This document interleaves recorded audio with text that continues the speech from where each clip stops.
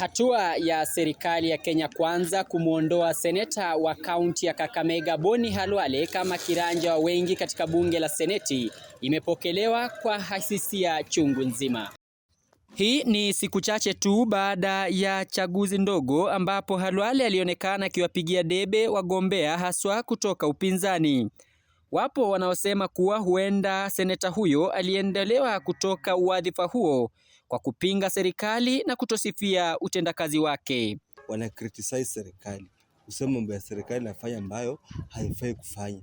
The same na Khalwale. Tungesema maybe angekuwa ana sifu serikali hangetolewa.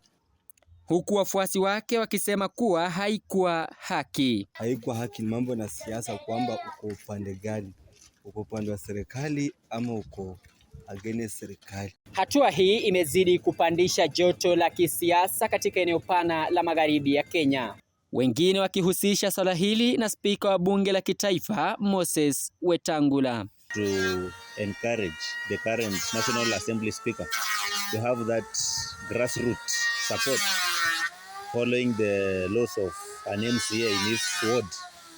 Ni bayana kwamba uongozi huo umesalia katika eneo pana la magharibi, kwani seneta wa Bungoma David Wakoli ndiye kiranja mpya katika bunge la seneti.